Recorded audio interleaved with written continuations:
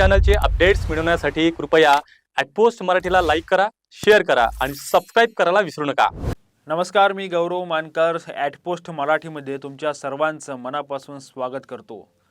Bogus Shalarth ID प्रकरणी नवी update आलेली आहेत आणि ती अशी की माध्यमिक शिक्षणाधिकारी रवींद्र काटोलकर यांची अटक झालेली आहे आणि यांची ही अटक नागपूर SITने केलेली आहे। या घोटाळ्यातील ही सर्वात महत्त्वाची अटक मानली जाते। या अगोदर जी सर्वात महत्त्वाची आणि मोठी अटक झाली होती ती निलेश वाघमारे यांची झालेली होती आणि त्यानंतर रवींद्र काटोलकर यांची अटक कधी होणार हे सुरुवातीपासूनच सुरू होतं। ज्यावेळेस अगोदरच उल्हास नरड आणि जिल्हा परिषदेतील काही व्यक्तींची ज्यावेळी अटक झाली, सिद्धेश्वर काळुसे, त्या अगोदर वैशाली जामदार या लोकांची अटक झाली, त्यावेळीच रवींद्र काटोलकर यांची अटक कधी होणार असे प्रश्नचिन्ह निर्माण झालेले होते आणि त्यानुसार हालचाली देखील सुरू झालेल्या होत्या।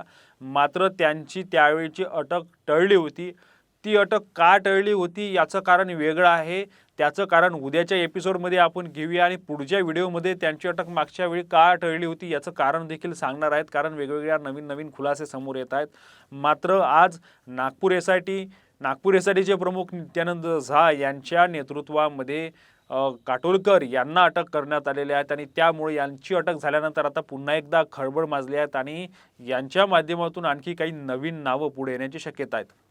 हा जो खरं म्हणजे आरोप आहेत तो सुरुवातीपासूनच जो फेक शालार्थ आयडी ज्या वाटप करण्यात आल्या, नियमात नसूनही कागदपत्र नसूनही जो ऑनलाईन ड्राफ्ट तयार केलेला होता तो ड्राफ्ट यांनी वेगळ्या पद्धतीनं तयार करून आणि कुठली प्रस्ताव नसतानाही DD ऑफिसमधून शालार्थ आयडी तयार करण्यात आलेल्या होत्या ऑनलाईन पद्धतीने आणि त्या शालार्थ आयडींची कुठलीही पडताळणी न करता आणि काही शिक्षकांचे वेतन काढल्याची जो आरोप आहे तो रवींद्र काटोलकर यांच्यावर आहेत आणि तो जो त्यांनी वेतन काढलेले आहेत या सगळ्यांची जे किंमत आहे ते जवळपास 12 कोटींची इतकी आहे। त्यामुळं शासनाची 12 कोटींची फसवणूक केल्याचा ठपका रवींद्र काटोलकरवर आहेत।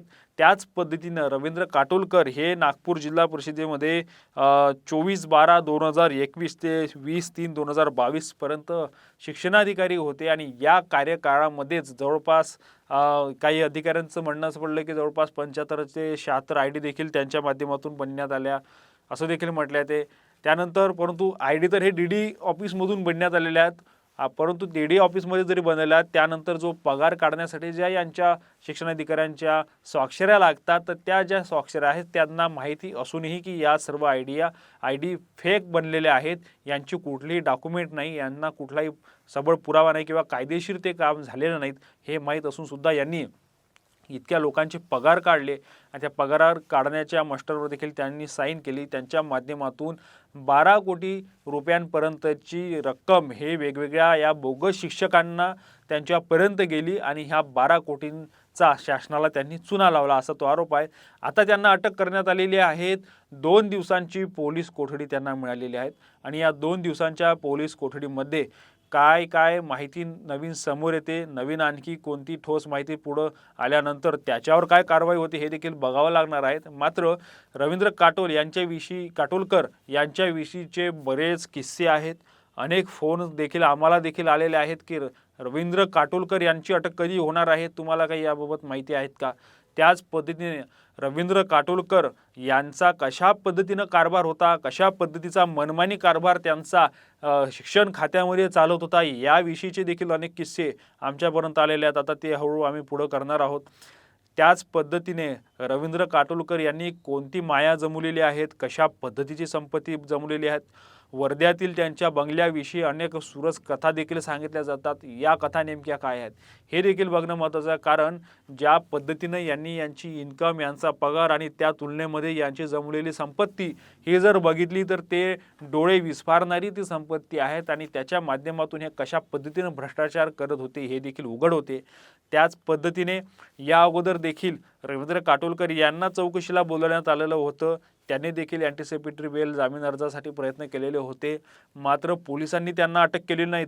या अगोदर पोलिसांनी त्यांना का अटक केली नाही याचे देखील प्रश्न नवीन DCPंनी विचारलेले आहेत आणि नवीन जे DCP SIT प्रमुख आहे नित्यानंद झा यांनी सरळ सांगितलेलं आहे की कुठलीही कोणालाही क्षमा न करता किंवा कुठली हयगय न करता सर्वांची अटक या ठिकाणी होणार, या पद्धतीची बातमी आम्ही या अगोदर देखील दिलेली होती की येत्या काही दिवसांमध्ये काही अटक होणार आहेत, परंतु त्या अटक शिक्षकांच्या होणार आहेत अशा पद्धतीची जी बातमी होती आणि ती बातमी देखील खरी होती. मात्र पुढे यावर अधिवेशनाच्या काळामध्ये काही कारवाई झालेली नाहीत, आंदोलनं सुरू होते, त्यामुळे ती कारवाई टळली. मात्र रवींद्र काटोलकर यांच्यासाठीचा जो सापळा पोलिसांनी रचला त्यामध्ये ते यशस्वी झाले. यांनी त्याच पद्धतीने सर्वात महत्त्वाची गोष्ट की कुठल्याही आमिषाला सध्या पोलिस बळी पडलेले नाहीत, कारण ही जी कारवाई आहे थेट नित्यानंद झा यांच्याकडून झालेली ही कारवाई आहे. त्या खालील जे काही सायबर असतील किंवा पोलीस ठाणं असेल यांच्या लेवलची ही कारवाई नाही तर ही कारवाई आणखी लांबली असती किंवा कदाचित कारवाई झाली देखील नसती. त्यामुळं नित्यानंद झा यांच्या पथकाने ही केलेली कारवाई आहेत, त्यांच्या पुढाकारानं ही झालेली कारवाई आहेत. आता रवींद्र काटोलकर यांना 2 दिवसाचा PCR म्हणजेच पोलीस कोठडी मिळालेली आहेत आणि या पोलीस कोठडीमध्ये काय नवीन सत्यता बाहेर येते ते बघणं महत्त्वाचं आहे. त्याचप्रमाणे महत्त्वाची गोष्ट जर इथे सांगायची झाली तर माहिती अधिकार कार्यकर्ते हेमंत गांजरेकर यांनी देखील या प्रकरणी सदर पोलीस स्टेशनला अर्ज दिलेला होता आणि या अर्जामध्ये देखील त्यांनी असं म्हटलेलं होतं, रवींद्र काटोलकर यांच्या विरोधामध्ये म्हणजेच शालार्थ ID संदर्भामध्ये सदर पोलीस स्टेशनमध्ये जो गुन्हा दाखल झालेला आहे या गुन्हा दाखल झालेल्या प्रकरणामध्ये रवींद्र काटोलकर यांचा मोठा सहभाग आहे, त्यांचा सहभागामुळेच हा सर्वात मोठा घोटाळा झालेला आहे. त्याच पद्धतीने सर्वश्री विद्यालयामध्ये देखील काही तक्रारी हेमंत गांजरे यांनी सदर पोलीस स्टेशनला दिलेल्या होत्या आणि SITला देखील दिलेल्या होत्या. त्यांच्यावर कारवाई करण्याची मागणी देखील त्यांनी आता मागच्या महिन्यामध्येच त्यांनी केलेली होती आणि त्यांचं असं म्हणणं होतं यामध्ये की जिल्हा परिषद नागपूर येथे कार्यरत असताना म्हणजे रवींद्र काटोलकर हे जिल्हा परिषद नागपूर येथे कार्यरत असताना अनेक बेकायदेशीर मान्यता, पूर्वीच्या तारखांच्या प्रस्ताव आणि मान्यतेला शिफारशी तसेच वर्षभर समायोजनेची प्रक्रिया राबवणे यामध्ये लाखो रुपयांचा भ्रष्टाचार केल्याचा आरोप देखील त्यांनी त्यावेळी केलेला होता आणि त्याच अनुषंगाने देखील कारवाई होणार असल्याचे संकेत मिळत होते. त्यांच्यावर आरोप देखील होता, कारण सर्वात महत्त्वाची कडी हे या सर्व घोटाळ्यांमध्ये रवींद्र काटोलकर हे देखील होते.